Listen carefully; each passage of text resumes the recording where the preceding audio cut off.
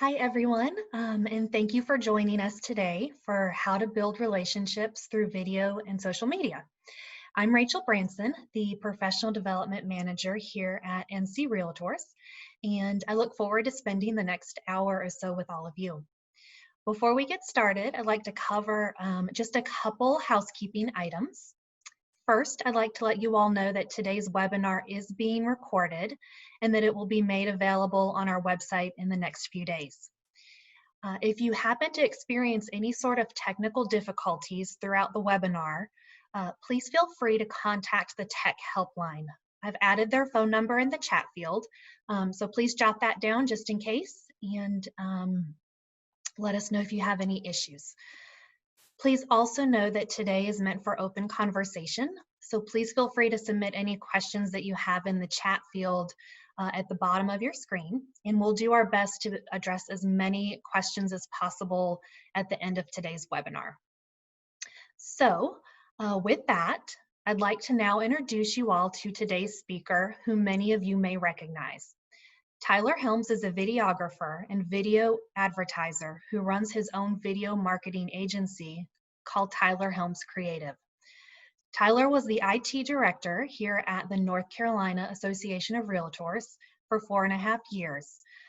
In 2018, he left to start his own company where he now creates video commercials for his clients and then helps them to distribute those videos on social media and online advertising campaigns. We are beyond excited to have Tyler join us here today to share his expertise and to help answer the many questions that you all may have. So with that, Tyler, thank you so much for joining us today. Hey everybody, how's it going? How you doing, Rachel? I'm fantastic. How are you? Can you hear me okay? I can. Okay, perfect. So, yeah, I can hear you okay. Cool. Perfect. So yeah, thank you so much for having me. Again, my name is Tyler Helms. I used to work at NC Realtors, and you guys have an amazing staff. So definitely reach out to them for any help you have. I used to be in the communications department, so shout out to Mackenzie and Raquel and Sam. You know, it's my team, it's my jam.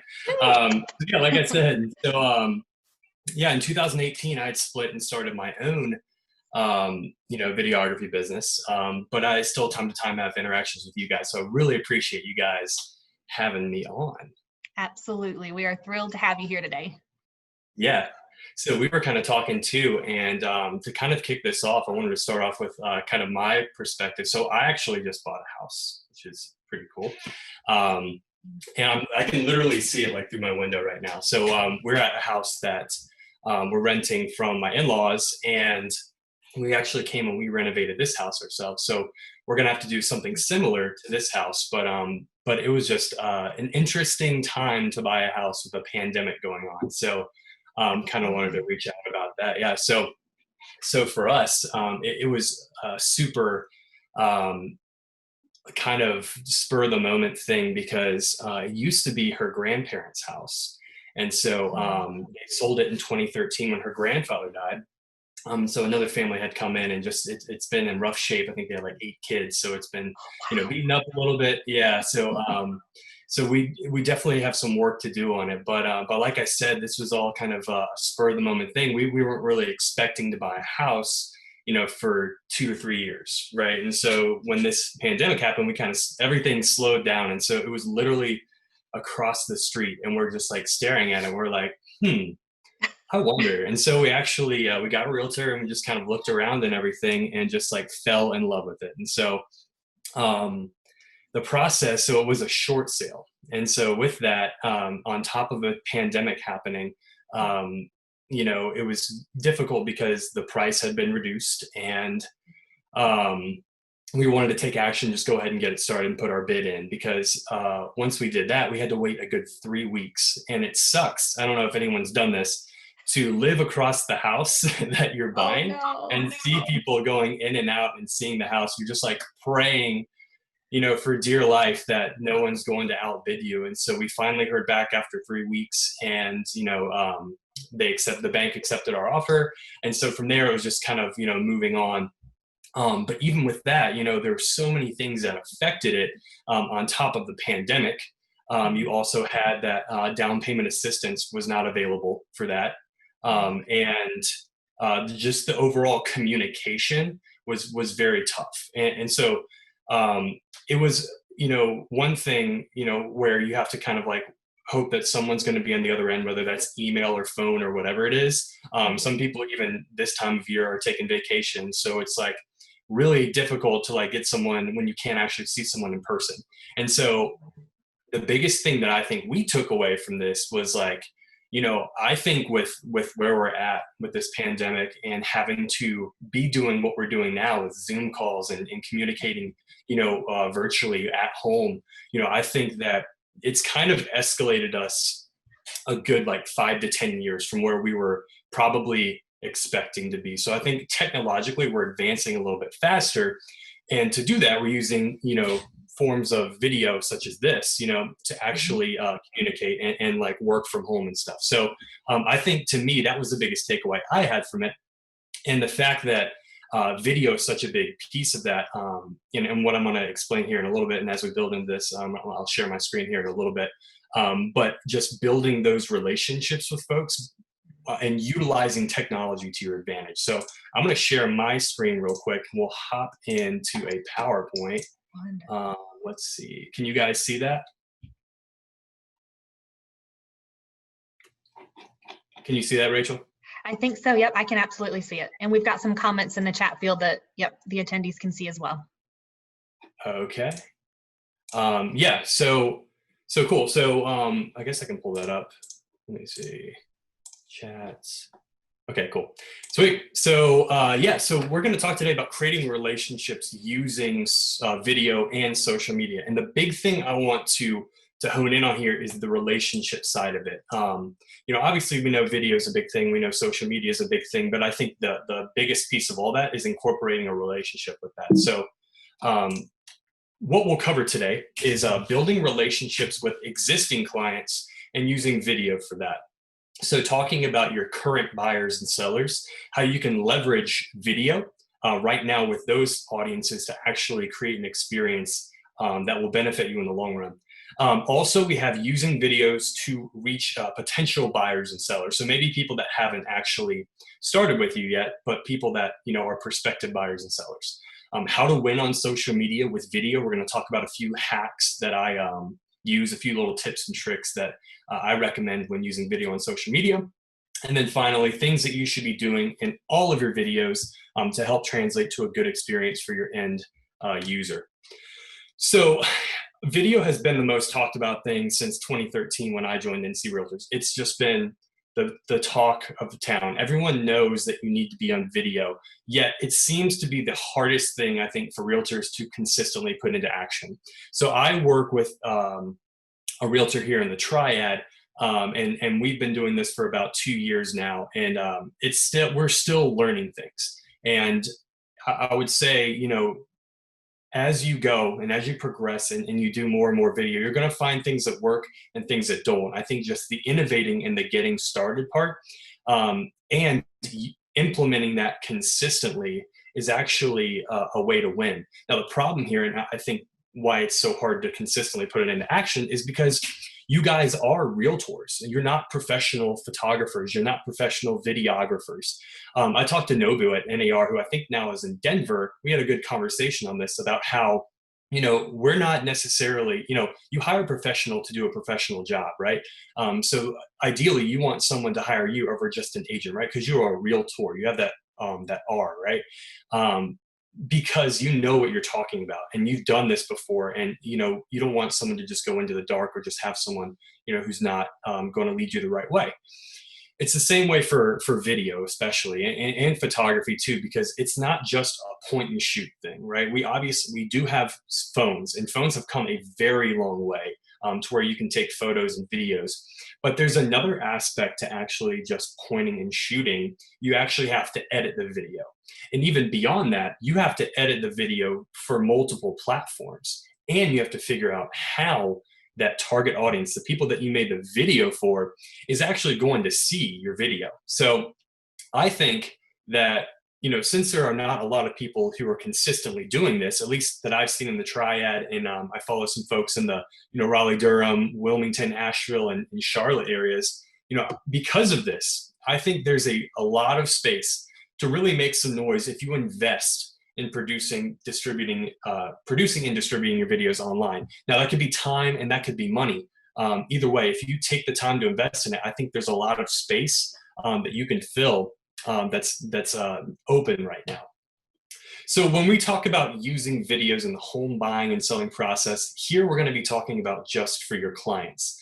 And so in my opinion, video is the best way to explain a product or service to a client. I think the stats like crazy. It's like 75% or more of people who say that they bought a product or a service because they watched a video about it. Photos are great. Text is great. If it's an audio message on the radio, that's fine too. But I think videos just resonate because it does have that visual component as well as the audio component too. And if you throw subtitles on there, you can read it, right? So it's a very versatile platform for you to be able to explain something. And you have the ability to stop and start it and pause it and go back and watch it as many times as you want. So in my opinion, it's the best way to explain that. A good way to get started with your clients is doing exactly what I'm doing right now, which is a web conferencing tool or an app. So right now we're using Zoom, and I think a lot of people have had to turn to Zoom to be able to communicate, especially because we've had stay-at-home orders here in North Carolina. You have to get a bunch of people together. Sometimes the conference call doesn't work. It's good to have someone on screen to be able to share their screen. And so that's another piece to it is not only can we do audio and video here, but we can also share our screens to be able to better explain it and see and visualize what exactly is going on in that particular instance. So I'm seeing some chat. Okay, cool. So again, I don't know if I said this, but I see the questions coming in. This is awesome, but I'm going to address some questions at the end. I'll leave a lot of time for Q&A because I think that this is a topic that definitely is worth discussion. So that is that. So again, using these tools is great with web conferencing. I think there's another app out there called BombBomb, and Mark Saunders is notorious. I know he talks about that all the time. I haven't particularly used it before, but I have heard really good things. And what it really allows you to do is just do what we're doing now. Turn on your webcam and actually address your client directly just through a short little video. The best thing about it is that videos like this, especially if it's a web conference, you can record it and it's done. You don't necessarily have to go edit it or anything unless you want to make it some formal production. But once it's done, it's done. Same thing goes for your BombBomb videos. Just turn it on, hit record, and you're done. There's not a lot of polish going into it. So that's why I think using something like that, you can also make it very personal. You can say their name. You can really dive into their actual needs specifically rather than addressing something generally.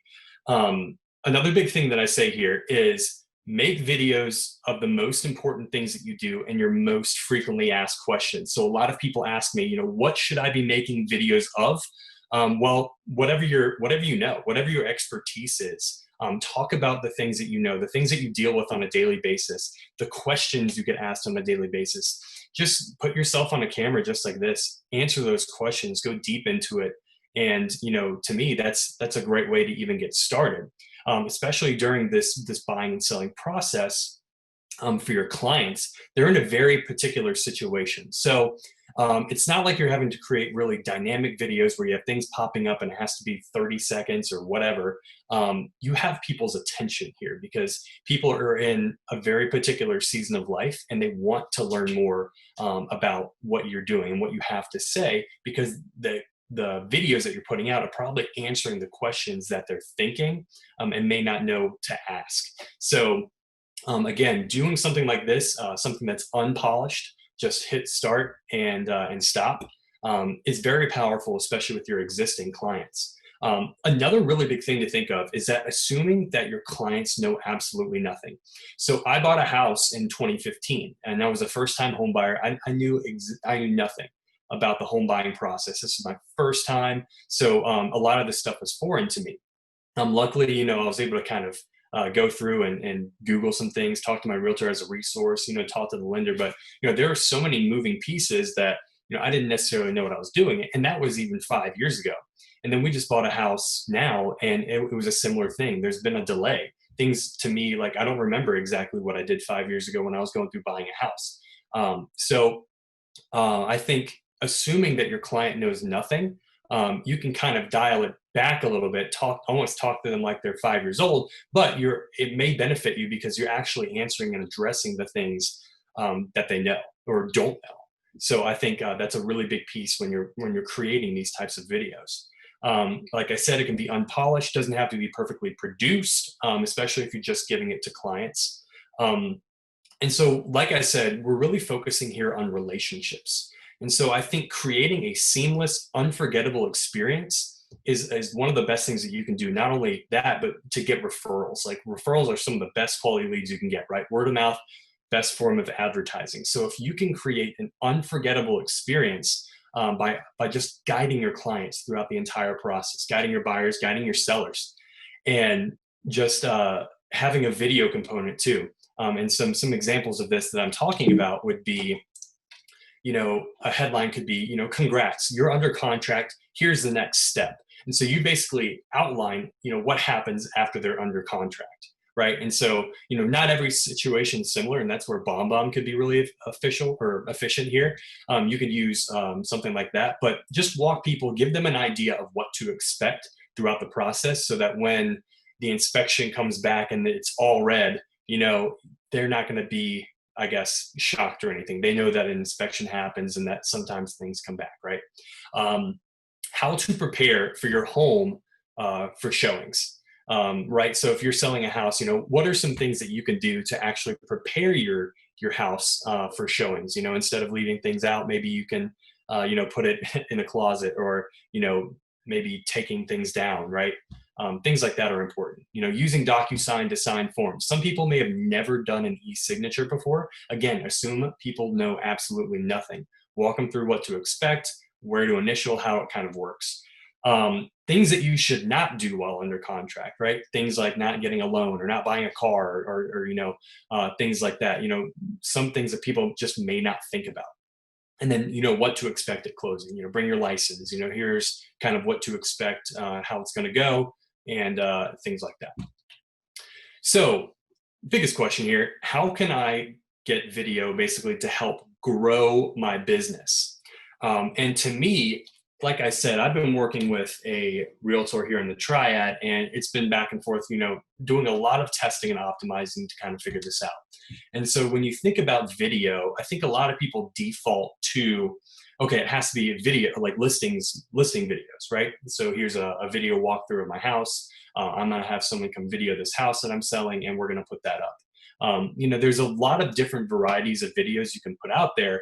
But, from a buyer perspective, as far as growing your business, listing videos on social media can actually generate clicks and views and expose your listings to more potential buyers, right? So if you're going to be doing a video of a listing, obviously you want to get that in front of potential buyers. And so putting it on social media is going to give you the ability for someone to A, watch the video, and B, click to another destination where there's more information about that listing. That could be that listing's landing page. It could be to your website, wherever it is. The goal here is to catch someone's attention with your video and send them to a location where they can take action. And by taking action, I mean, putting in your contact information or leaving your phone number for people to call. From a buyer perspective, that's something that I've seen really escalate someone's business. From a seller standpoint, using the data that you collect from the videos to actually attract more sellers and potential sellers and stand out from the competition. What's really cool, and I'm going to talk today a lot about Facebook, but this is true for Facebook, Instagram, LinkedIn, and YouTube. There's a lot of data that you can collect from all of these platforms to actually use in your listing presentations for sellers. So if you say that, we did a listing video and we got 10,000 views on it on Facebook. That's pretty powerful, right? It's really tough to gauge some things like, we put a sign in the yard and we got this many views on it. That's a really, really hard thing to really accurately say. But these platforms like Facebook, Instagram, LinkedIn, YouTube actually get this data and these metrics for you and allow you to kind of accurately say, we put this out and this is what we got back. And then again, it gives you the opportunity to optimize. You may see that one gets 10,000, one gets 2,000. You can kind of do some testing now. You at least have the data at your hands, and all of that data is free. All that data is free at your disposal for all these platforms. And so I've seen that big for sellers as well when it comes to real estate. But here's a really big line, and I really want you to think about this. It's the distribution of the video is as if the distribution of the video is as if not more important than the actual video itself, right? You can have a great video and have someone come out and spend money on this video and you have this elaborate video. But if no one sees it, what is the point, right? So having the plan to get this in front of your target audience, the people that you wanted to see, is almost as important as actually getting the video itself. So what we're going to talk about now is the actual paid post that you see on social media versus an organic post. And so we're just going to break that down really quick. So social media platforms have two types of posts. There's organic and there's paid. Organic here means any post that you've posted without putting any money behind it. So when I go on my Facebook business page and I just put a post on there, it could be a photo with a description, I could put a video on there, and I hit post. Really the only people that are going to be seeing that are the people who follow my page, right? And you may even be sitting here being like, well, whenever I post, like hardly anyone engages with it anyway. I'm reaching like 19 people and I get one like maybe. Right. And it's frustrating. So you spend the time, you're like, well, why do I even do it? Right.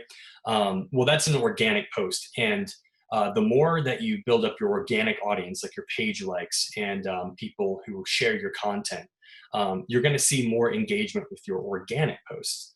Now, when we talk about organic, there's two different types here. And the type that I was talking about with someone who gets, one like and maybe 19 people see it, that is a non-viral post. And so when we talk about non-viral, obviously these are posts that the pages, they don't have many followers, pages where you don't have a lot of followers or likes, right? The viral ones are the ones that you see with like the cat videos that are on there. They're just pages made to put really funny, entertaining content, or it's the pages like Nike or Coca-Cola where they have a lot of followers. They can do a lot of organic posts and see a lot of engagement off of that because they do have so many followers and so many likes. But I would think that most of us probably don't have a lot of page followers and page likes on our Facebook pages or really any of our other social media pages. And if you do, that's fantastic. Organic posts probably work out for you. So again, this can be frustrating and often lead you to say, why am I even posting on Facebook in the first place?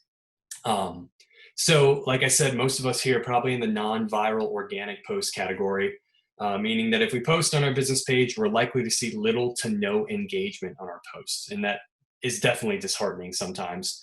Facebook, Google, Instagram, YouTube, LinkedIn, all of these are pay to play platforms. So if you want your post to be seen, you're going to need to throw a little bit of money behind it. And I don't know if anyone's tried it. Facebook has an option called a boosted post, which is a paid post. You may say, hey, I want to throw $5 behind this. You can go through and choose who your audience is, things like that. But what I'm talking about here from a paid post is actually starting what's called like a Facebook ads campaign. And you run that through the Facebook Business Manager, which also feeds into the Facebook Ads Manager. And so there's a lot more that you can do when you run a Facebook campaign. So when I'm talking about pay to play, I'm talking about using Facebook ads or Instagram ads or LinkedIn ads, YouTube ads, things like that. So in terms of relationships here, this means that if you want people to know about your brand, you're going to need to pay to get in front of them, right? People talk a lot about SEO. You need to have SEO and all that, right? Well, on Google, the realistic side of it is if you want to be at the top, you're going to need to pay to be at the top. You're going to need to go to Google AdWords, and someone types in real estate in the triad, right? Those may be some Google AdWords that you pay for that you want to be popping up at the front of the screen, right? It'll say ad next to it. But, let's be honest, that's going to be the way that you get to the top.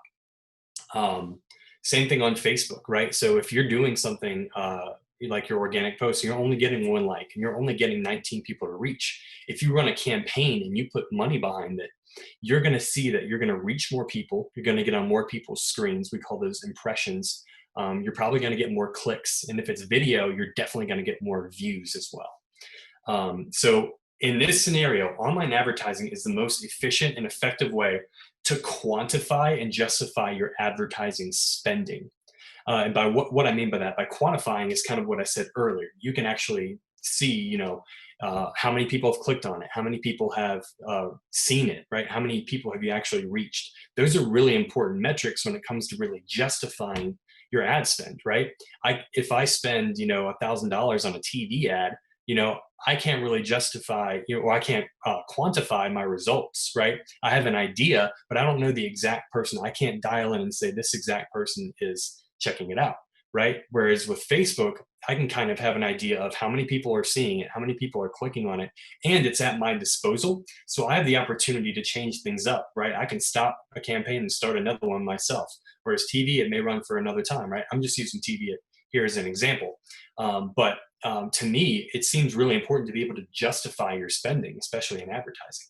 So what we're going to talk about now is investing in relationships. So let's talk about online. So we're talking about online advertising and relationships, in particular here for real estate. So 90% of home buyers search online during their home buying process, and that's through NAR.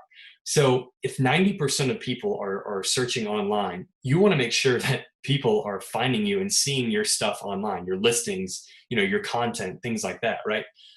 So you want to make sure that you're showing up. By 2022, 82% of the global internet traffic will come from video streaming and downloads. So again, more and more people are going to be, watching videos, being online. All that traffic is probably going to be consuming video content. And this right here is a very important thing to really let sink in. You may not be on social media, or you may not use social media, but your audience is. The market wants what the market wants, right? Just because you are not on social media, or you may think that social media is, crazy, which it is, there are people on social media, and there are people that are clicking on sponsored ads on social media. And that could be Facebook, that could be Instagram, it could be YouTube, Google, LinkedIn. There are people that are clicking on those ads. And you may not be that person, but you need to understand that your target audience is on those platforms and they are clicking. We've seen some great results of people that we've been able to just target, and this is even outside of real estate. Me and my wife, my dad, we run a wedding videography business, and just being able to dial in and figure out who our audience is, engaged couples in North Carolina, it's something that we can just go in on Facebook automatically, and it identifies those folks, and we can get in front of them with our message, and we've seen tremendous results. And not even beyond that, we can actually retarget anyone who's engaged with our content, or anyone who's gone to our landing page, to reinforce the message, right? People who may not have taken action, we can nudge them a little bit, knowing that they're a little bit warmer and down the funnel, and be able to actually engage with those people. And it's just a really powerful tool. I don't post, all the time. I don't post every single, what I'm eating or anything on Instagram or Facebook, but, some of the people that are in our audience do, and some of the people are on these platforms a lot. So it's important to understand that the market wants what the market wants. And, sponsored ads are not creepy. They're just really well thought out and intentional. Now, it can be weird when you start talking about one thing. Like the other day, we were talking about a restaurant, and then, the next thing we know on Facebook, it pops up, right? Yeah, it's a little, big brother, but we're in 2020, right? And that's only going to get further and further more enhanced. So the person who did that is very intentional with what they're doing. It's very well thought out. They know that, if you're in a certain location, or if you express interest in something, that they're going to leverage online advertising, Facebook, Instagram, to actually target you to get in front of you, right? And to me, honestly, it's beneficial, right? Because it's better than seeing sponsored ads or ads that don't even pertain to me, right? When I'm watching commercials, especially, me and my wife talked about it last night, watching Hulu, you see the same commercials over and over and over again, and some of them don't even pertain to us. So it gets really annoying, and the frequency of these ads almost like turn off, your want, for the brand. So, sponsored ads are intentional. They're well thought out. They're there for a reason. All right. So justifying your advertising dollars. And so when it comes to advertising, this is always what I'm looking at is I'm trying to get the best deal. And by doing that, I want to make sure that I can answer some of these questions. And if I can't answer these questions, it makes it kind of hard for me to spend my money, my advertising dollars, the money that I've worked hard to get, actually on advertising to get more people.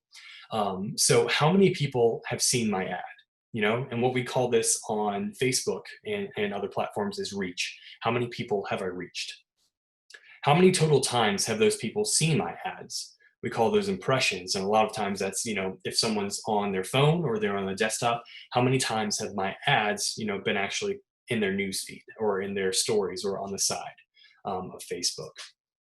How much does it cost for me? How much does it cost me for someone to express interest in my ad, right? For someone to say, I want to learn more about that and actually click on it, right? Cost per click is what that is on social media. How much does it cost me for someone to inquire about my services through the ad? We call this, a cost per lead.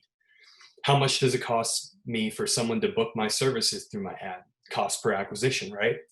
All of these can be answered by online advertising. And in this scenario, Facebook ads for us. So I know for our wedding videography business exactly how many people we've reached, how many people have seen the ad, our cost per click, our cost per lead, and our cost per acquisition. I can go to a particular day and find out exactly how much I spent, how many people I reached, impressions, and everything.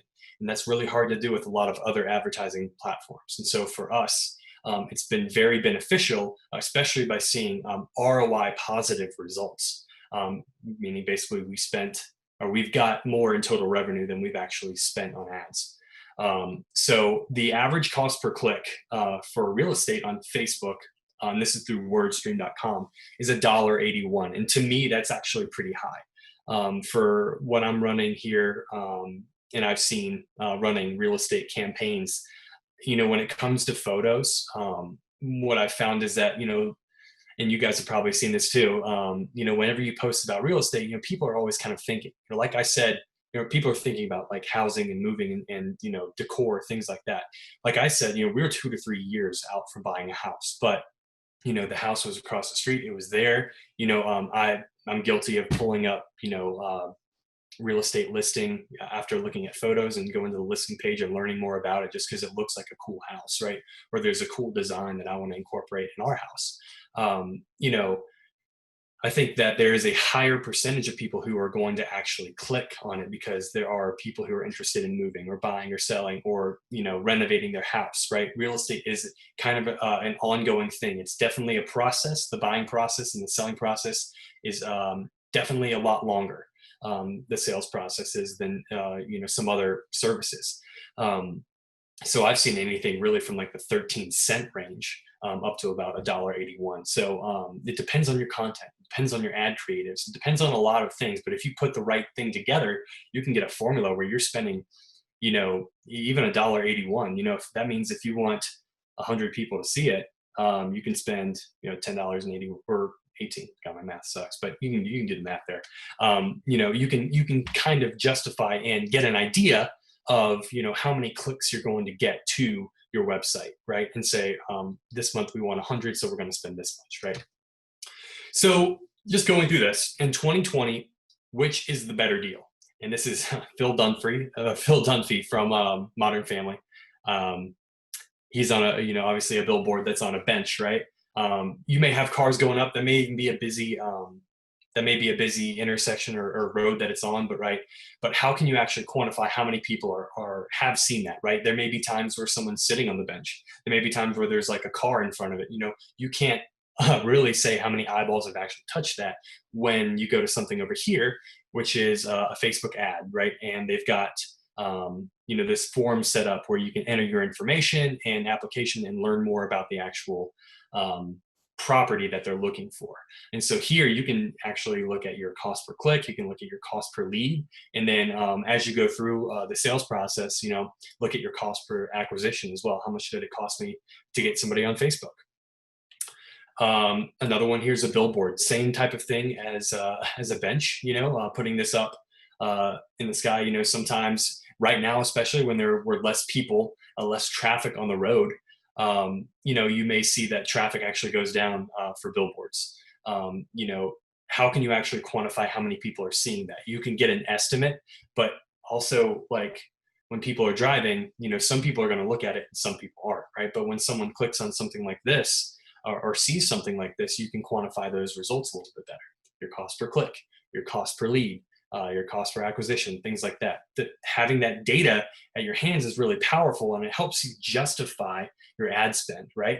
I would much rather spend $1,000 on a Facebook ad just because I know that I can get those results, and I can't necessarily guarantee that with a billboard. So let's talk about the power of Facebook ads. So with Facebook ads, did you know that you can upload client and email lists into Facebook?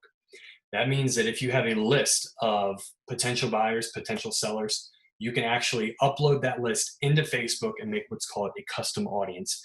And you can run ads to that custom audience, which is pretty powerful. You can track the percentage that someone watches your Facebook videos. So if you make a minute-long Facebook video and you run a Facebook ad on it, you have the ability to track how many people have seen like 25% or more of the video, 50% or more of the video, 75% more of the video, 95% of the video. And why that's important is because the more and more time that you do this, you're going to build up more people in what we call a video viewer audience. And so if I built a video viewer audience of everyone who's seen my video 25% or more, I can start to get a higher number of people who actually are watching my videos, and I can get a sense of their engagement, right? If they're watching 50% or more of my videos, it may be a smaller audience, but I know that they're a little bit more engaged because they've at least seen half of my video. Right? If they've seen it all the way through, that's the bread and butter right there. If I have a really good audience size of people, 95% or more who are watching, my full 1-minute video, I can get an idea of that person's interest, and I can actually retarget those people and put ads in front of those people. Very powerful. You can directly advertise to people who have liked, shared, or commented on your posts. So again, this is another custom audience. This is basically Facebook page engagement. You can make an audience of anyone who's liked, shared, or commented on your posts, and you can actually advertise to those folks. Again, you get an idea of someone's interest because they are obviously liking and engaging with your posts. So you can consider them more of a warmer lead than someone who you're just trying to grab out of the blue. You can track how many people have been on your website up to 180 days. And to me, that's really big, especially if you have a lot of website traffic. What you do is you put what's on there, you call it a Facebook pixel, which is tied to your Facebook business page. But basically anyone who gets to your website and has a Facebook page, you can actually retarget those people and get in front of those people again. So that's why a lot of times if you go to Nike's website and you go to a particular shoe, and then the next time you get on social media, that shoe is all of a sudden in your newsfeed, what Nike is doing is they're retargeting you based on where you went on their site. Same type of thing here. You have the ability to do that. You can see if your competitors are running Facebook ads. And to me, this is kind of cool. I mean, it's a way for you to kind of see who is running ads and what they're doing. And I don't necessarily say this to like spy on people, but more so to see what people are doing and how you can do it better. And what you'll probably find is that a lot of people are probably aren't even doing it to begin with.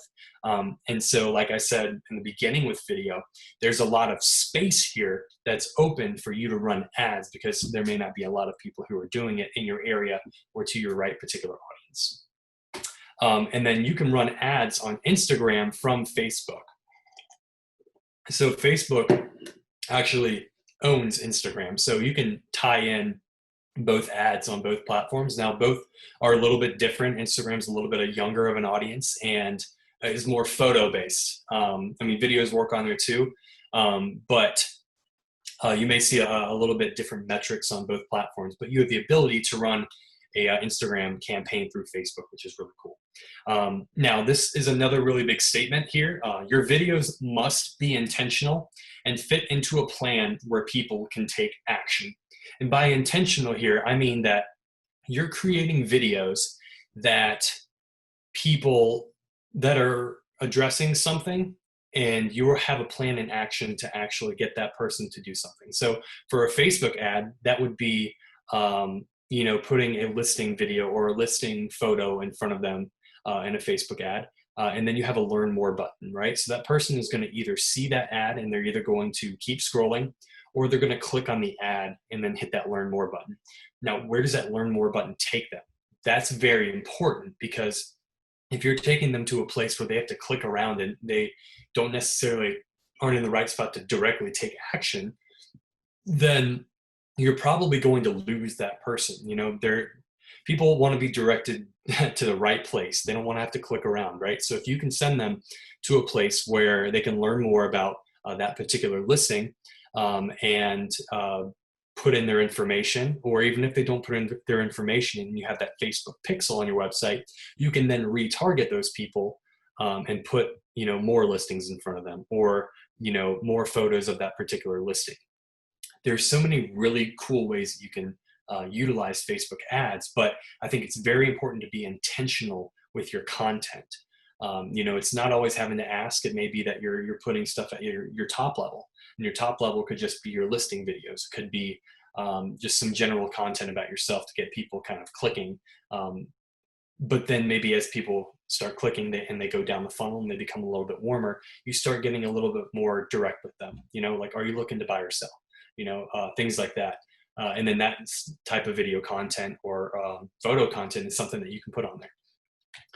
So I found this online. This is a case study of a realty group that started running Facebook ads from basically December 2018 to January 2019. And I'm not really going to go through all of it, but I did leave a link here. So I will share this PowerPoint with everybody to go over so that you can find and click this link. But basically it goes through and talks about how this company started using Facebook ads and how it really benefited their business.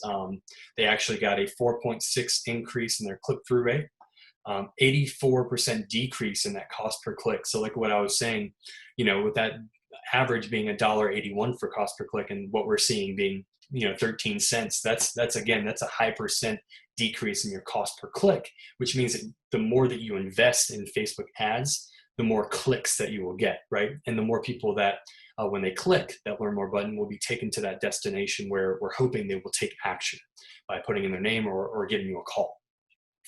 And then a 42% decrease in the cost per 1,000 impressions. So again, that a lower CPM means that they're being seen by more people in 1,000 per person audience, which is a good thing.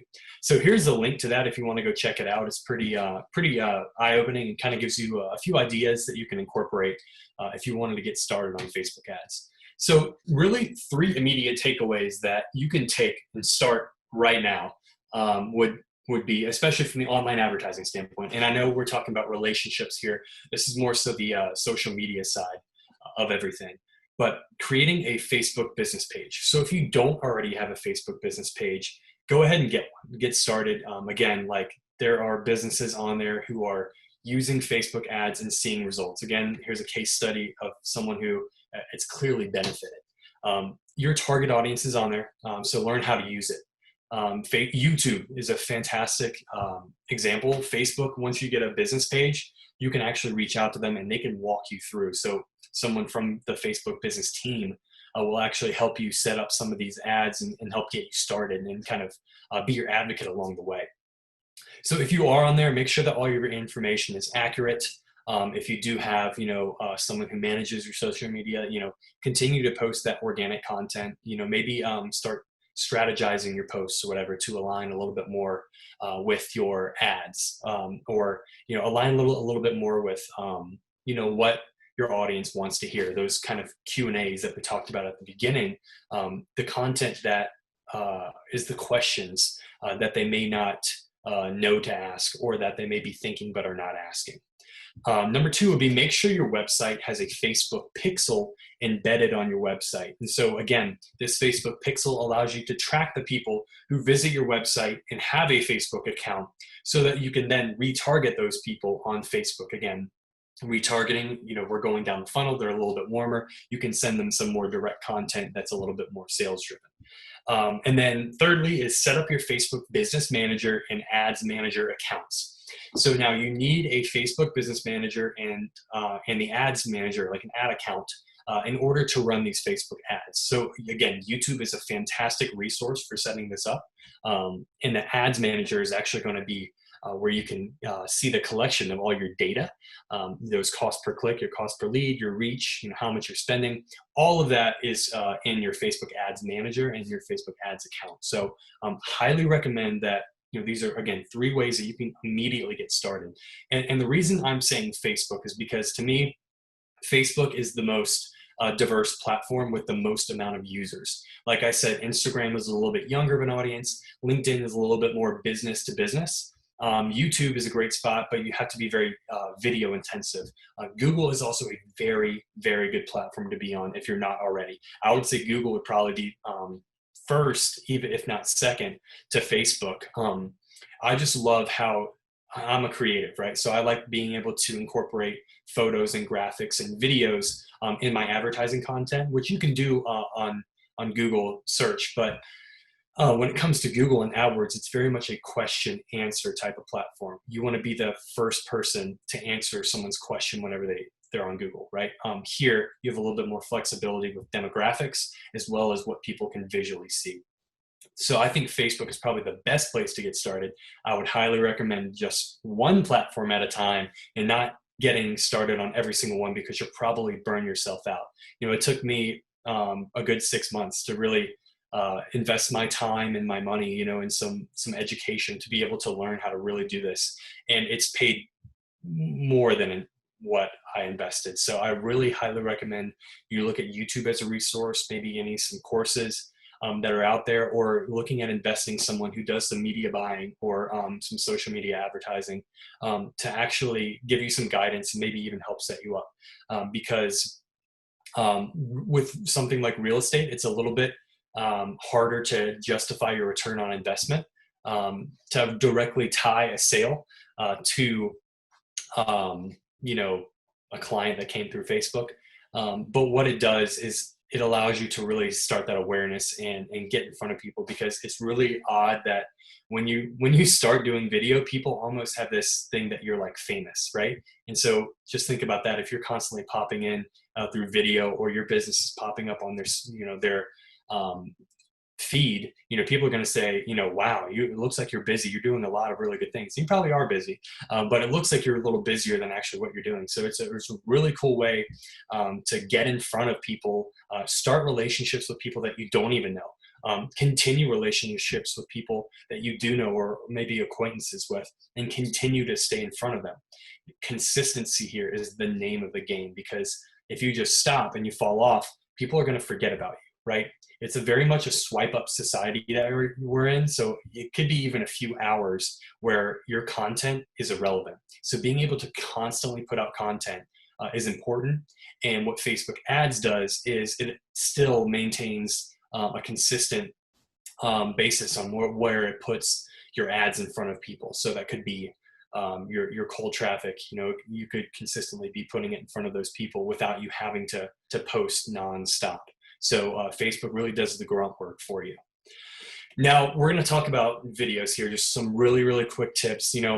For me, I think it's really important to understand that you guys are realtors. You guys are professional when it comes to real estate. And so, when it comes to creating videos, I highly recommend looking at investing in, either having someone do it for you. You could do the shooting and have someone else do the editing. There's a lot of different ways to go about it. But again, a professional is going to know exactly how to edit and film and get it ready for distribution online. That person may not be someone who can do graphic design work for you or even run the ads, but at least get you your foot in the door for creating the video. I would highly recommend looking into someone, again, who can help you distribute those videos online so that they're being seen by people.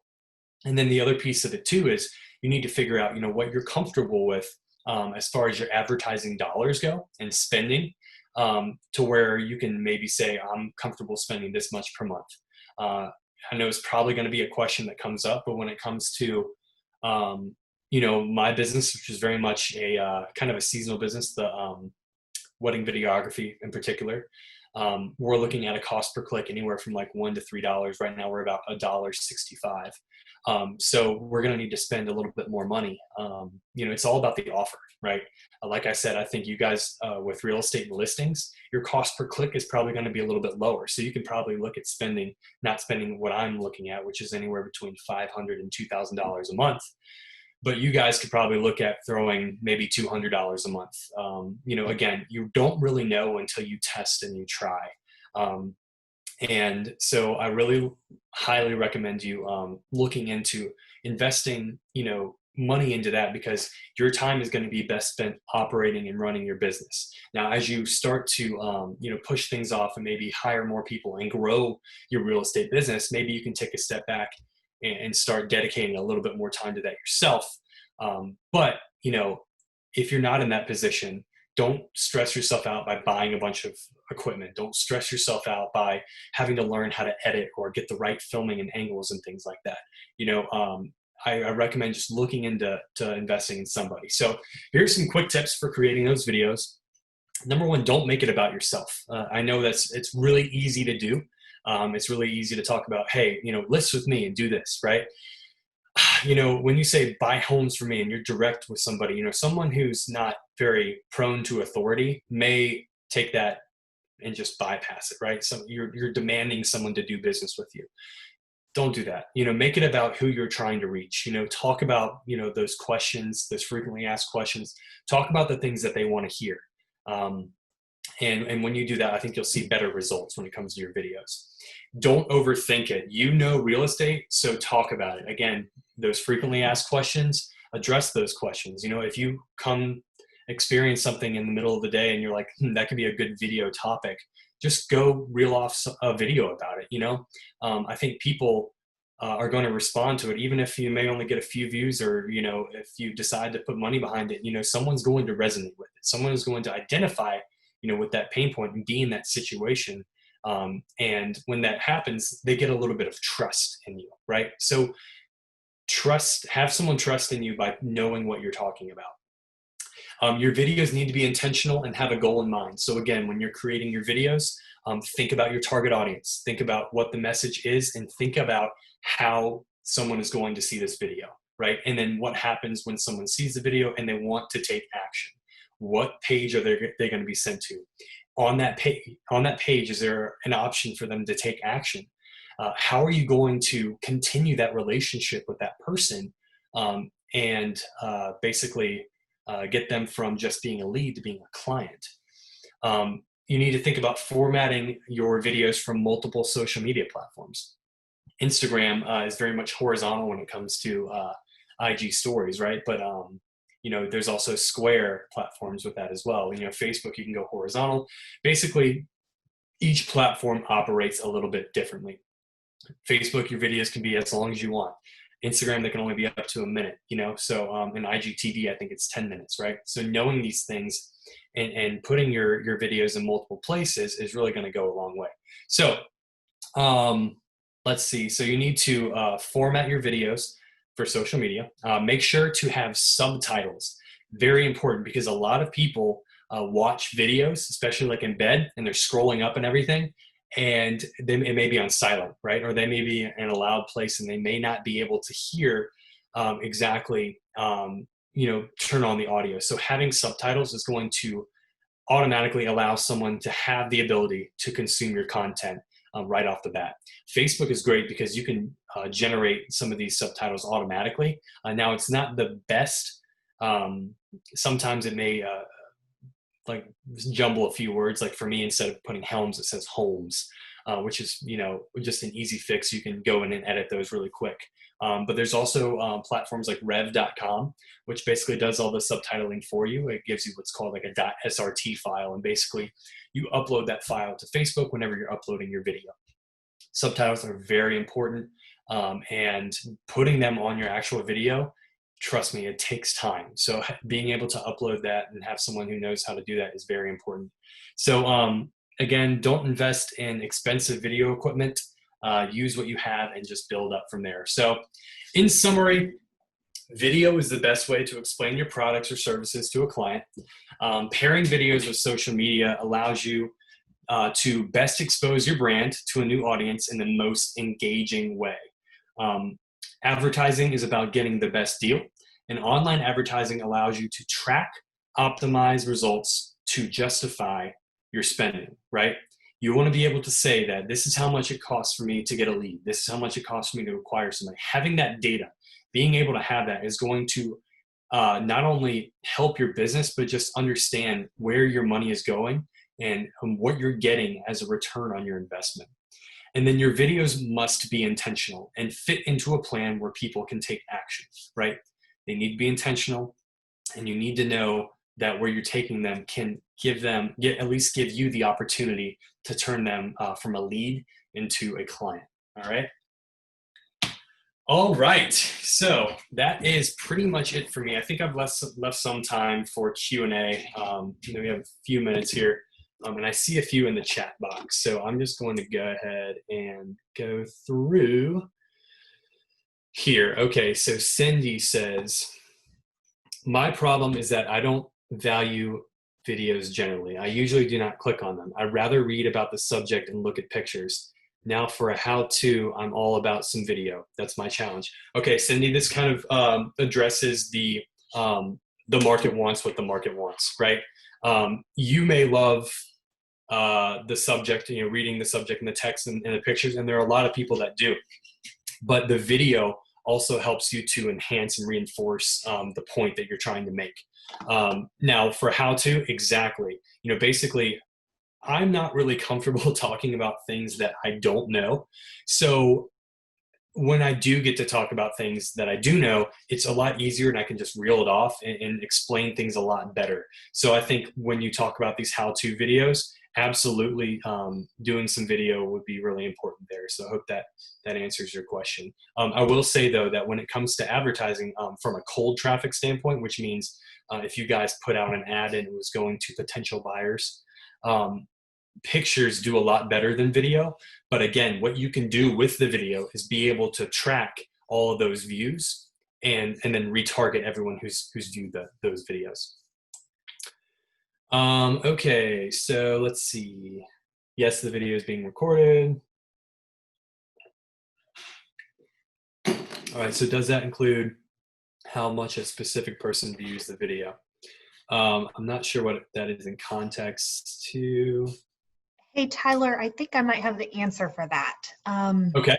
Let's see. So I think that Karen was relating to the bullet point on the Did You Know slide that said you can track the number of times a person views your videos.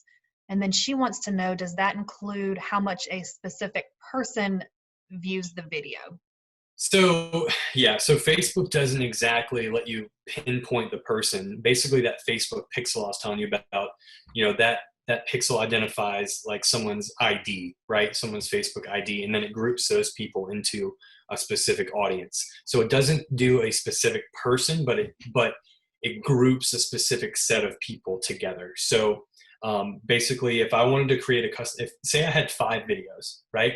If I wanted to create a custom audience, I could go in on Facebook and I could group all 5 videos and I could say, I want to create an audience of the people that watched all 5 videos 95% of the time or more. Now that audience may be kind of low because you may not have that many people, but if you said it was 50% or more, your audience may be a little bit bigger in size. But obviously, the more videos you put out, um, you'll have a better chance of growing a bigger audience to advertise to if they're watching 95% or more. I hope that answers your question. All right, so Valerie says, I have an old Facebook business page that I would like to change to be more current. How do I change the old page?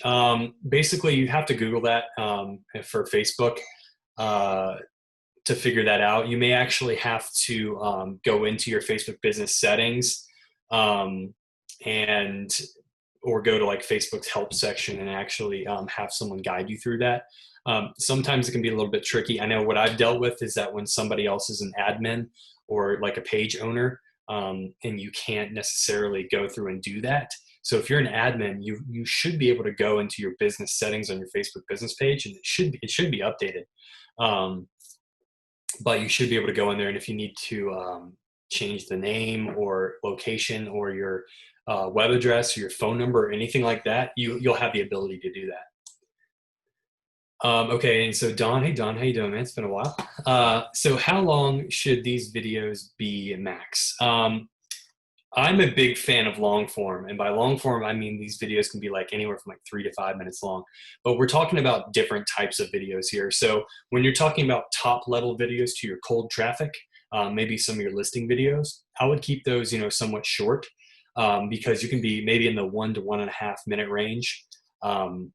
Just because you want it to kind of hit home. It's very much kind of like a click to learn more type of deal. Now, if you had a video where you're retargeting somebody and somebody has obviously watched your videos or been to your website, or you're putting a video on your website or the place that they're going, I think these videos can be a little bit longer because, again, that person is no longer in cold traffic. They're down the funnel a little bit. So you can automatically assume that their interest is a little bit higher. Now, and what that means is that your attention or their attention, you have it for a little bit longer than a minute to a minute and a half. It's really hard to explain something and get a point across in a minute to a minute and a half. So even being able to dive into someone's specific needs, if someone's looking at listings and then you do another ad and then that takes them to a page where they can learn more about the buying process, you kind of have an idea that that person is a buyer, right? And so you can make buyer specific content that's a little bit longer than a minute and a minute and a half and kind of addresses, the situation that they're in right now. Good to see you, Wendy Harris. All right, and so Don said also, can you recommend a video editing app? I have video production editing experience. Yeah, Don, I use the Adobe Creative Cloud. And in that, there's a graphic design programs, but there's a Premiere Pro. Adobe Premiere Pro is the video editing platform. I use that. There's also Final Cut Pro, and there's iMovie for those Apple users. Premiere Pro is a little bit more intricate and is kind of what the professionals use. And yes, Don, I will share this PowerPoint at the end, so you feel free to have that. Celia, we will be sending the info and the recording as a follow-up. How often should I put out videos? Good question. As much as you can. And so if you're going to advertise doing daily videos, that's a lot of pressure to put on yourself. Even like weekly videos is a lot to put on yourself because things do come up. Now, I think it kind of goes back to starting out with videos that are intentional. And so if you're creating ones that are for your clients, think about it.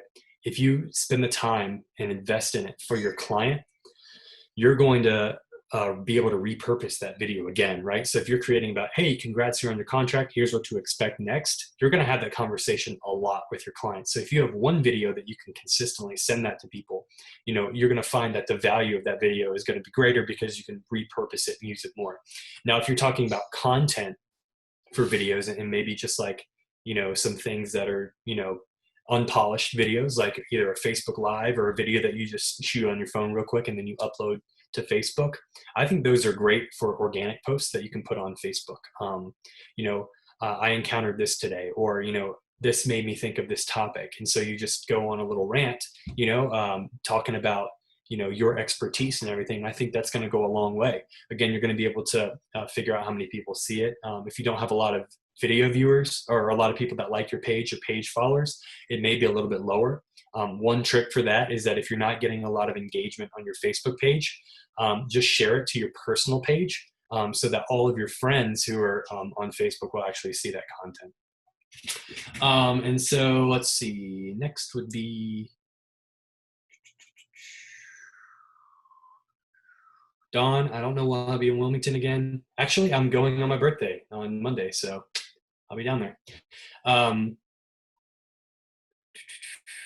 If I pay Facebook ad, does Facebook manage my ad, and does everybody see it?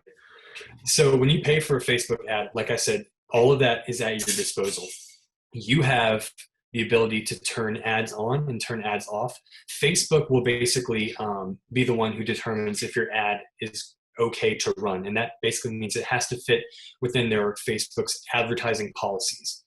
And so Facebook's advertising policies are like the Bible when it comes to advertising on Facebook. So you have to like adhere to those.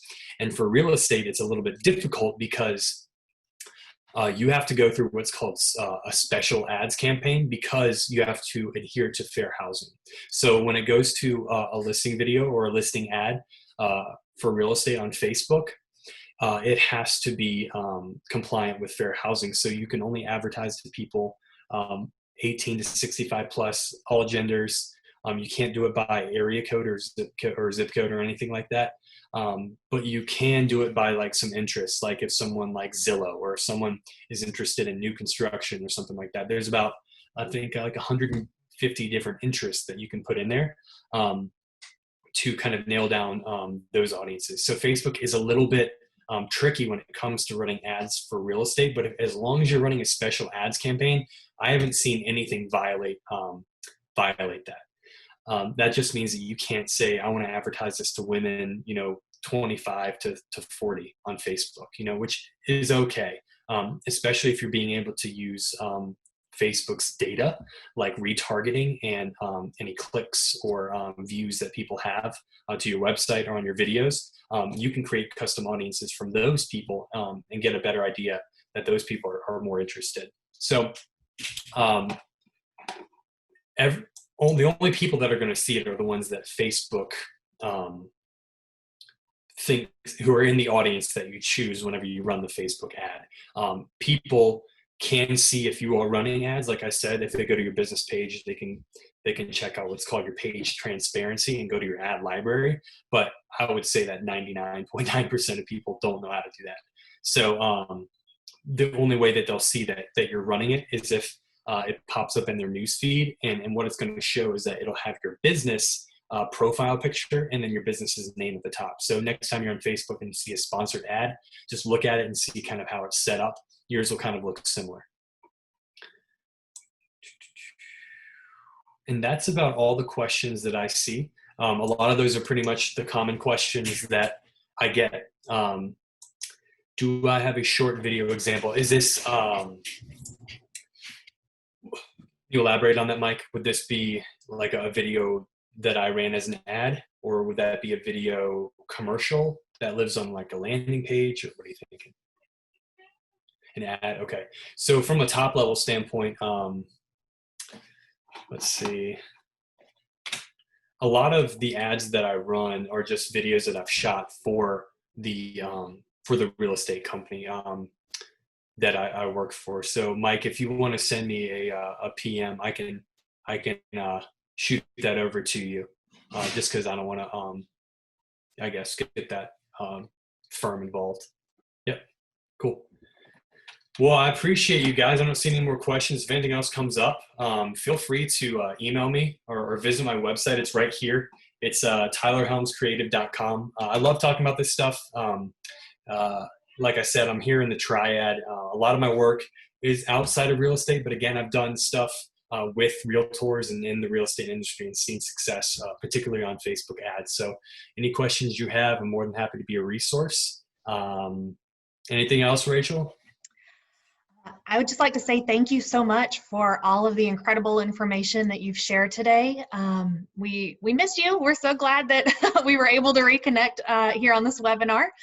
And just a reminder for everyone who's participating today, we will be putting up a copy of this video on the NC Realtor website on the Education Roundup page.